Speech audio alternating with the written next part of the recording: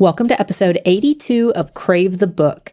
In today's episode, Amber and I are covering chapters 19 through 22 of Tracy Wolff's Court. And in this episode, Grace and Hudson and Macy and the gang head to the Witch's Court. So without further ado, let's go ahead and get started.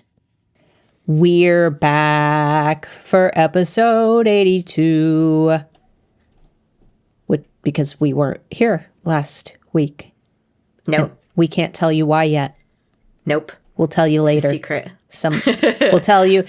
That's a good reason to continue listening to the podcast. Yeah, you'll find out in 5 episodes. In 5 episodes, there will be a reveal that you must wait for. Which around that time, that's probably about the time that we will be doing our Cherish episode. Yes. Well, we could save it for the Cherish episode then. Yeah, that would be fun. Let's do that. So when Cherish comes out, which it's coming out later this month, Amber and I will be reading the entire book like we've done with Charm and Court, and doing one episode completely dedicated to the whole book, front to back. So you guys can look forward to that. If you, for any reason, are unable to get Cherish right when it releases, which is on May 30th or 31st? 30th. One of those days. Because I'm pretty sure that there isn't 31 days in May. I think there were. Check. No, there are. Oh, it's one of those days. That rhyme is useless.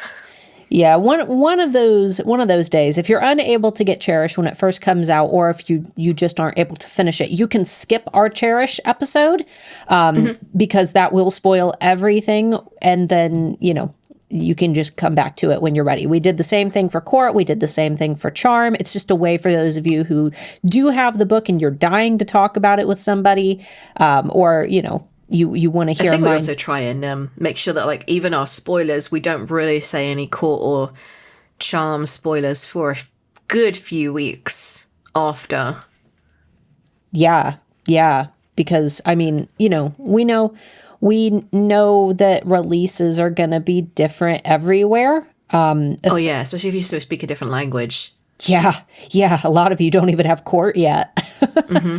So just keep your eye out for that. Skip it if you need to. We'll make sure that we have big disclaimers. That way you're not blindsided if you accidentally just turn that episode on, not paying attention, or if it plays next in your Spotify playlist. That way you can skip it. But let's go ahead and jump into today's episode. We're doing chapters 19 through 22 of Court. And there is only one spoiler. However, this spoiler will ruin a big part of the end of Court. So if you are reading along with us and you haven't finished Court, you might not want to stick around after you hear the wolf howl, because I think that it's probably it's like the big moment for Court. Yeah, and it was one of the things that Tracy teased. Yeah, as well. Yes, Tracy kept saying that Court will have a betrayal. Court will have a betrayal. So. If you don't, and then because we thought about Maurice, we were like, "Oh, cool! That's that done." Yeah, no, it was not done. I knew that Maurice wasn't going to. I knew that it couldn't be her, because it was just too early. Yeah, it was right at the beginning of the book, straight off the bat. But then I'm suspicious of everybody the whole read through. I'm like, who is it? Who is it?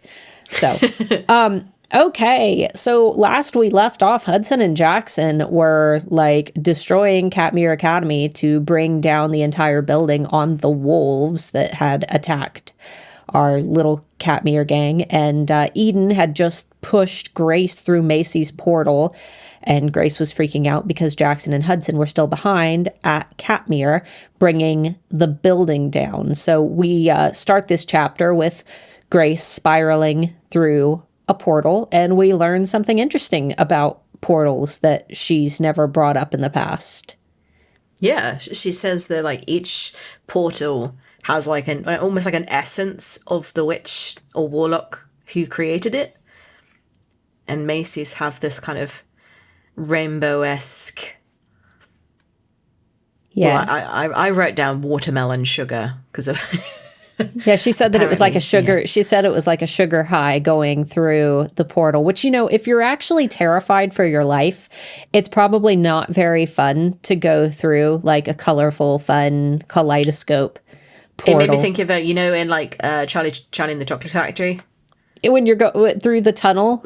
Yeah, with the dragon boat. Yeah.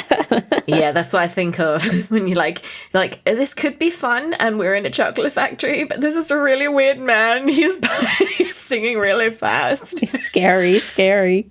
Yeah. That was, you know what? First, the actually original movie, I thought that scene was terrifying to me. Yeah, creepy. So were the Oompa Loompas. Pretty terrifying.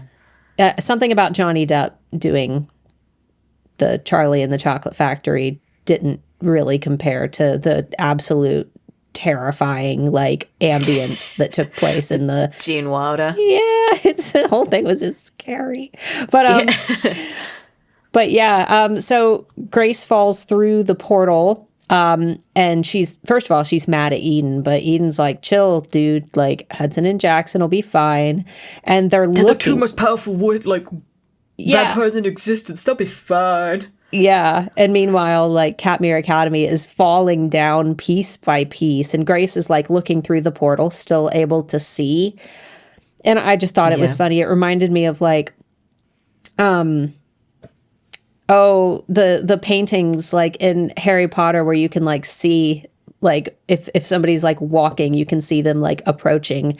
And I'm wondering, is it like that? Is it like looking at somebody through a paper towel tube, or is it more of like a mirror?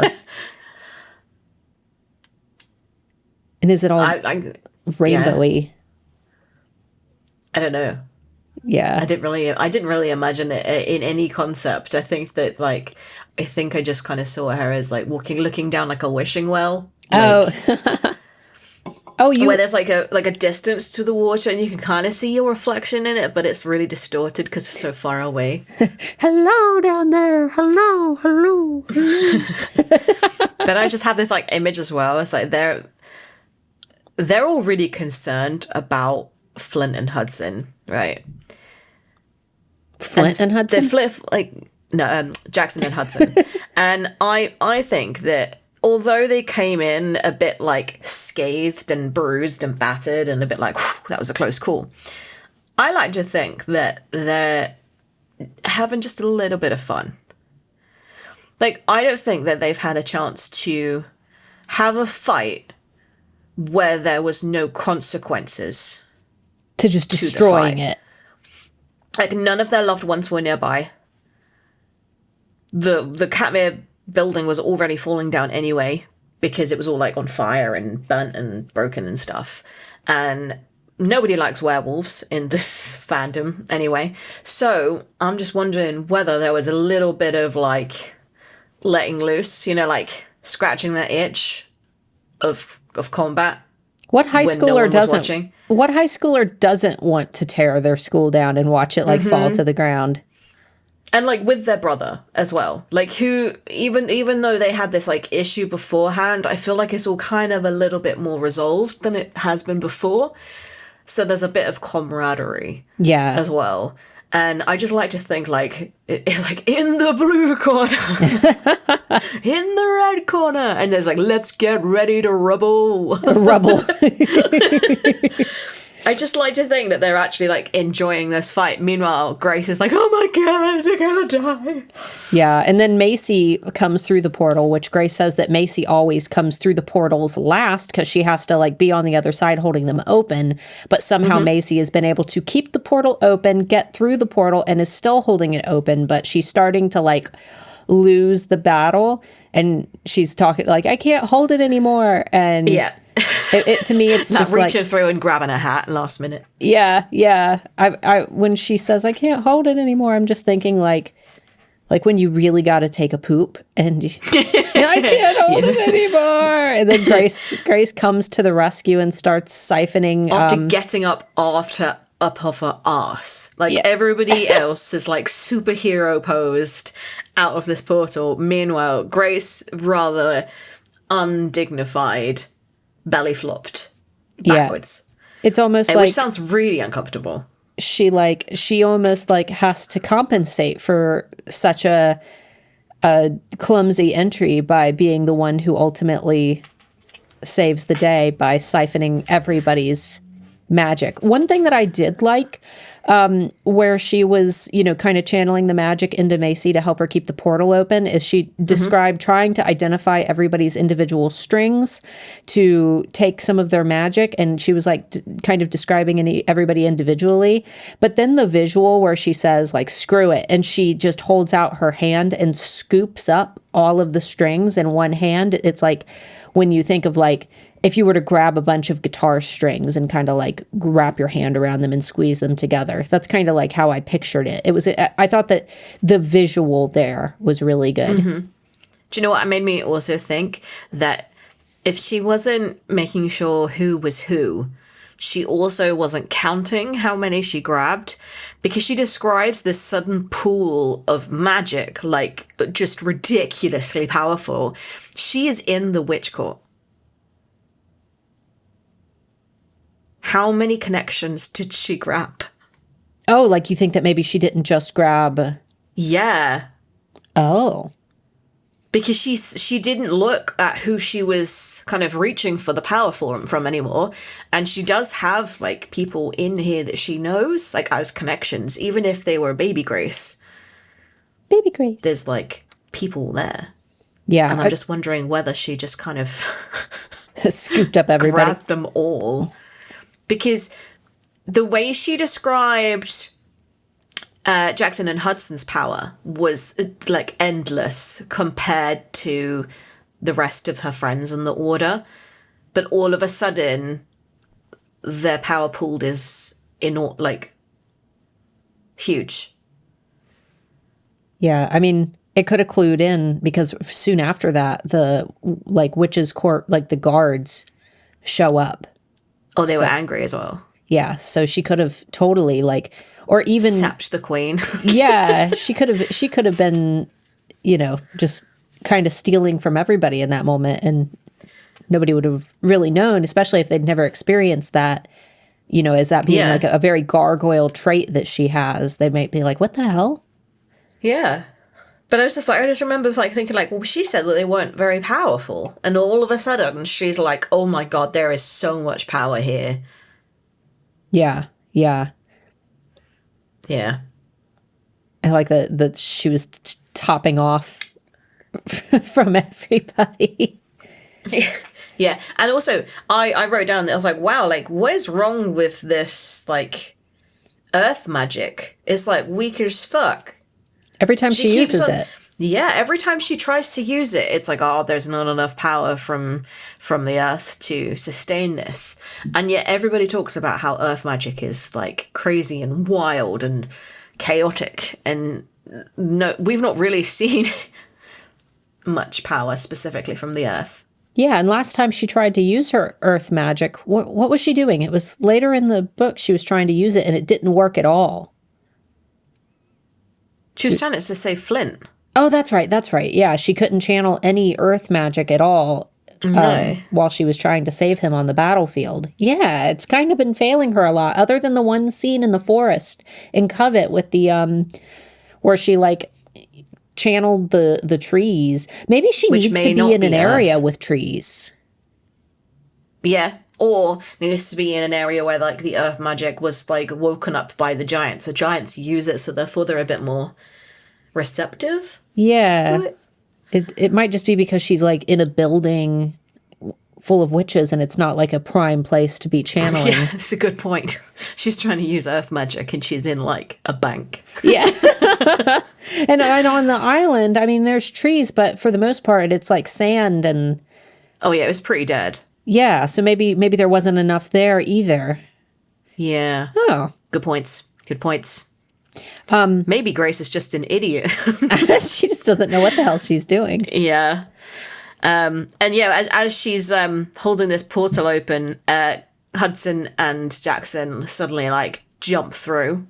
They squeak an entry through this hole. And I was like, "Oh, you better ready your first aid kit, Grace. They're all cut They're up. They're gonna have some cuts and scrapes. Better get some plasters out."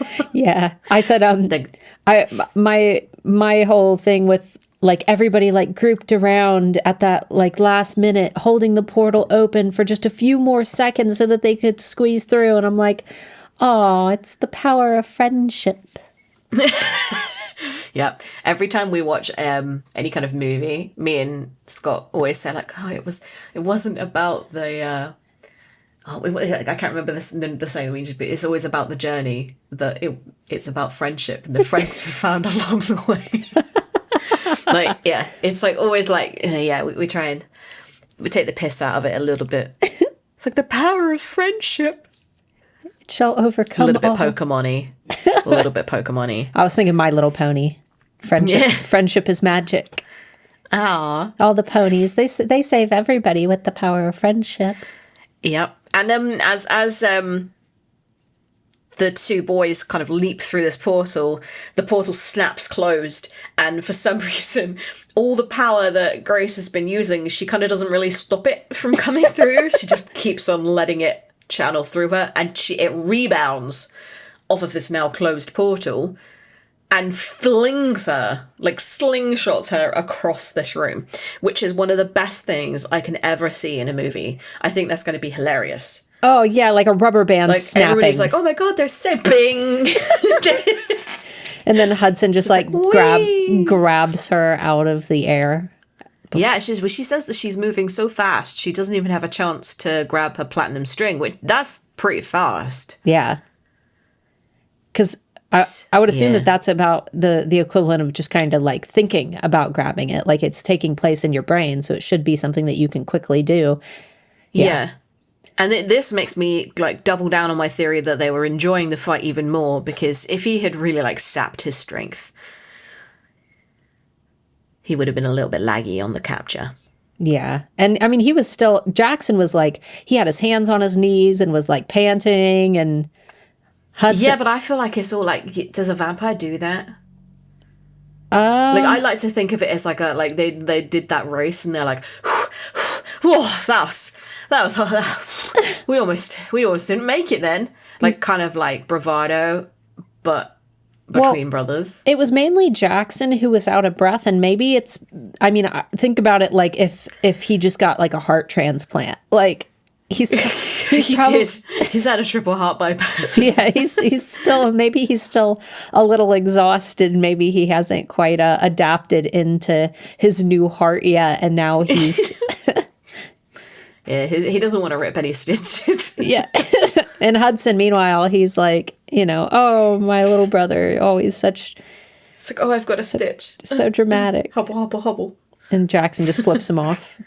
But they end up at the Witch's Court, which we haven't seen yet. We've seen Gargoyle Court, Dragon Court, and now we see Witch's Court. And it's all like big, fancy, elaborate manor type place. And, of course, Macy's like, this is fine. This is where we need to be.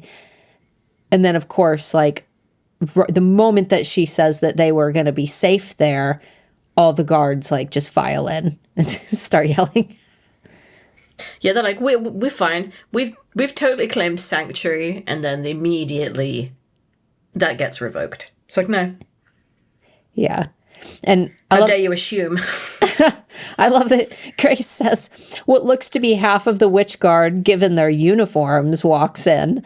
And I'm like, what kind of uniforms do the witch guard wear that make you assume that they are I imagine them walking in, but they have like a big like W and a G like embroidered on the front. Witch guard, clearly. Like, yeah. What was the indicator? Like, when was the last time that they were sent out to do anything? Like, there doesn't seem to be very much, like, police regulation about this world. The only, like, authority we seem to have is, like, the prison guards. Yeah, there really isn't. It's not like there's, like a ministry of magic for these creatures. No. And, like, when Grace and Hudson were arrested, that was the vampires' guards. So do they all have their own police and they're just ungoverned? Like they can just do whatever they want. Yeah, with their own paranormals. You're at the mercy of your court. Yeah. And they don't even need to, like, set up a convoy to take them to the prison. They just set up a portal and they just land them straight in front of the basilisks. Do you reckon they were, like, told, like, oh, an inmate is on its way? Or did they just blink and some person turned up and they're like, okay. They're just already there. Yeah. they just stand there and wait. Yeah. It must be a really boring job when no one's there. How often do they get inmates? I think that the question is more how often do they have free space for the inmates? Because it seemed like if they were packing so many people together in single rooms, I mean, we're talking, you know, we had Flint and Grace and Hudson and Calder and Remy. Mm-hmm.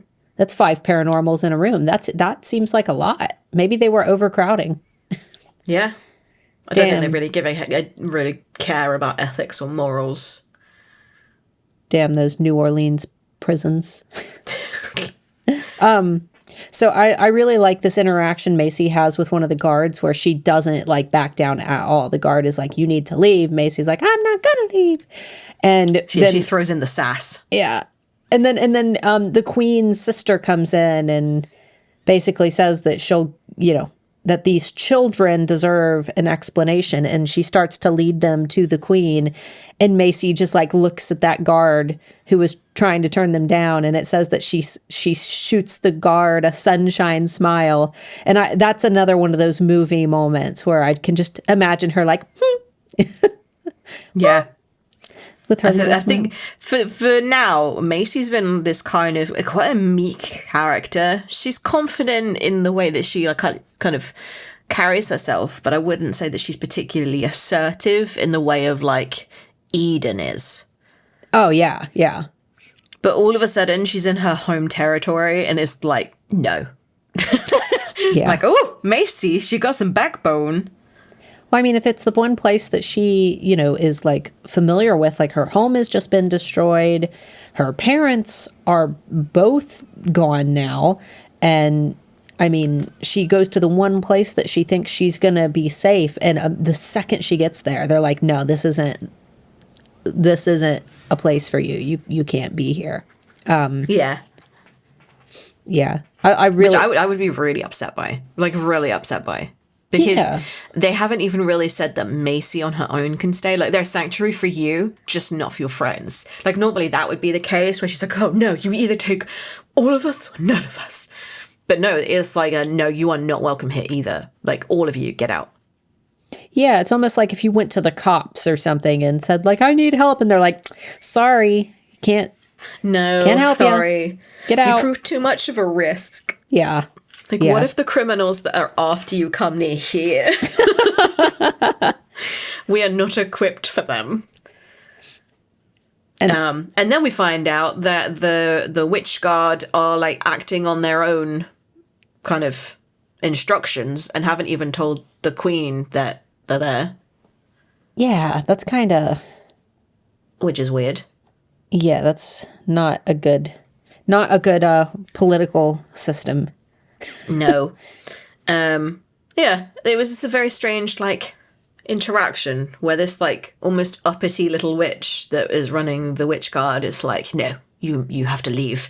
And then the Queen's like, if they want to see us, they can see... I'm imagining she's super old, but I can't really remember what happens in the next couple of chapters.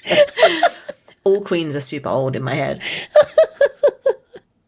Or Pharaoh. That was a beautiful voice. I love that. We are not amused. Tea and cucumber sandwiches in the high garden outside. You must get through the perilous maze. I picture the freaking the big head queen in the Tim Burton Alice in Wonderland. Queen of Hearts. Yeah. Again. Another Helena Bonham Carter beauty. I know that one. That's the sexiest one.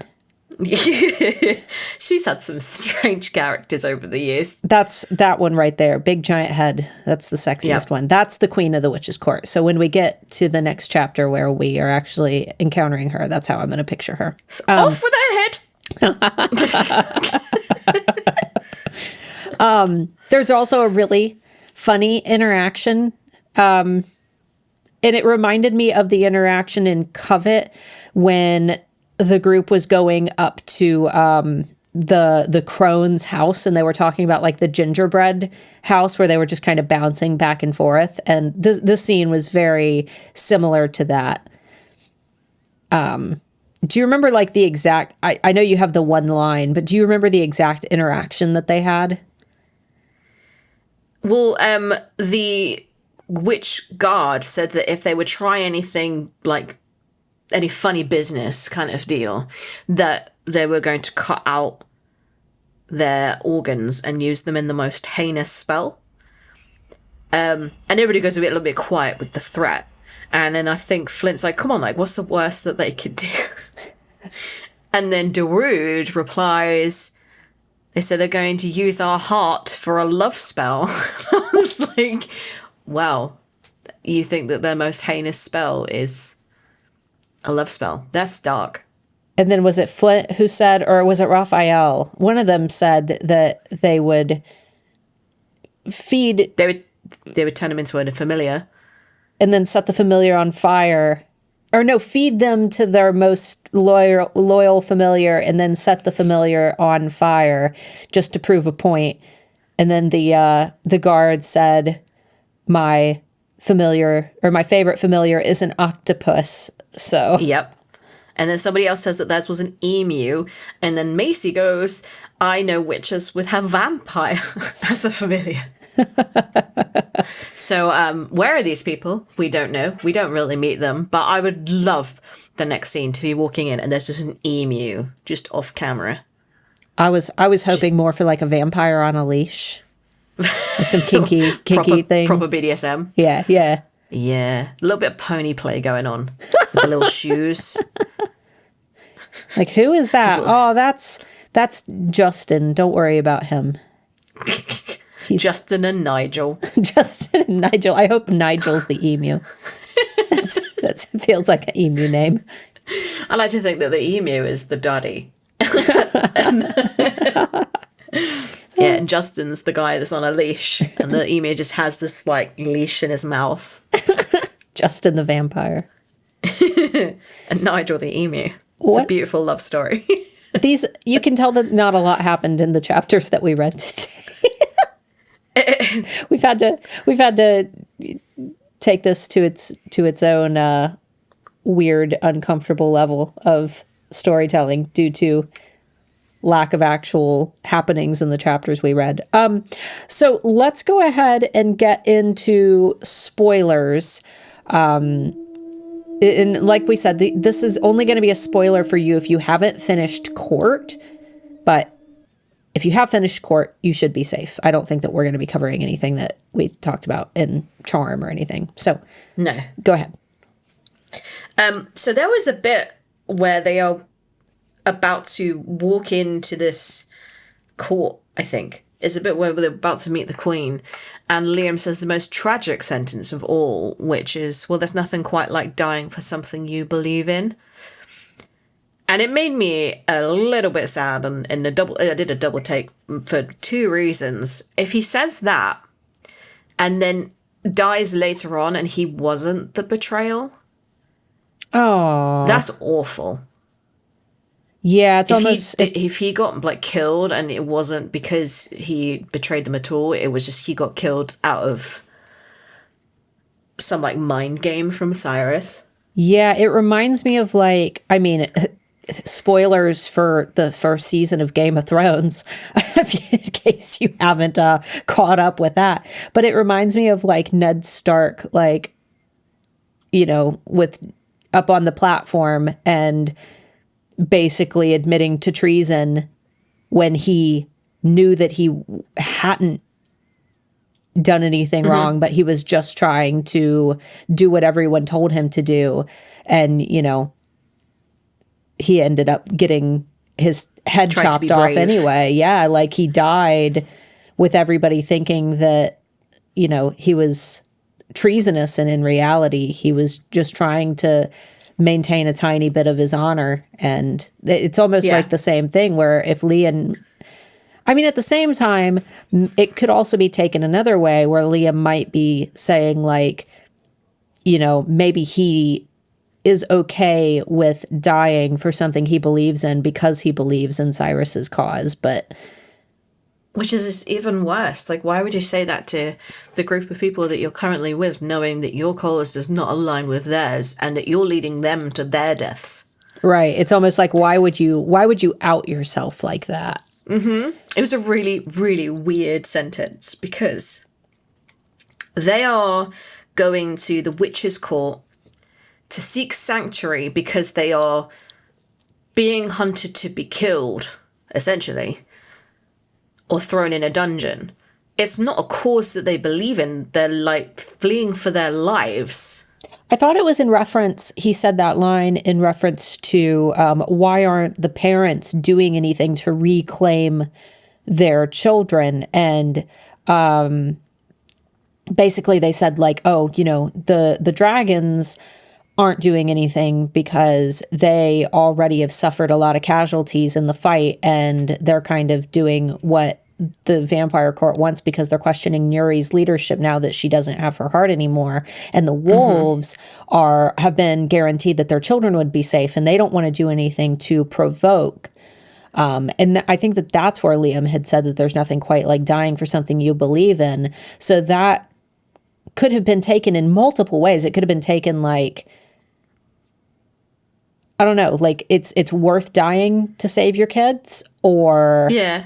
He also says it as if he knows he's going to die or has died before. Yeah. There's nothing quite like dying. That's a weird way to word that. Yeah. What if he can come back? What if, like... What if that's his superpower? I don't know. What if... I don't know. Because, like Grace is saying that, like, she's, like, pulling and taking everybody's power. What if his power is huge? It's just... Nobody knows no because... one's asked him. Yeah, he's such a minor character that it just hasn't come up in conversation. Yeah. I mean, Liam, Byron, and Raphael are, like, the three characters that I only know as much about Byron as I do because of the Katmere Academy guide and the bonus chapters talking about, you know, his sad story with his mate dying and him having a little bit more sympathy for Jackson when Grace was in stone, because Jackson, like, wanted to keep Grace's little stone statue in his room, and everybody was like, yeah, that's a little weird. Yeah, I just feel like now we know that Liam is the betrayer. I feel like we're definitely going to just be a bit more attentive to the things that he says and does. So would we, because last episode he had one bad boy point, which was with the poofing of the wolves, where he was just shocked that Hudson had that power. So he had one naughty boy point. Do we consider this his second naughty boy point? No, I think this is just a really odd thing to say. And it could be that he was being coerced by Cyrus and kind of just knew that he was being forced. It could also just be a thing that he just says because of the situation that he's in. And it is right. There is nothing quite like dying about, like, for something that you believe in. If the people around you are like, nah, we'd rather not. Yeah. I just thought it was a very strange thing for a 17-year-old boy to say to his friends when they were fleeing for their lives. And they had literally watched someone just get murdered brutally in front of them because they believed in the same cause. Yeah. So it could also be a reflection on Maurice's death. That's true. That's true, because Maurice obviously did believe in the cause, in trying to help Cyrus.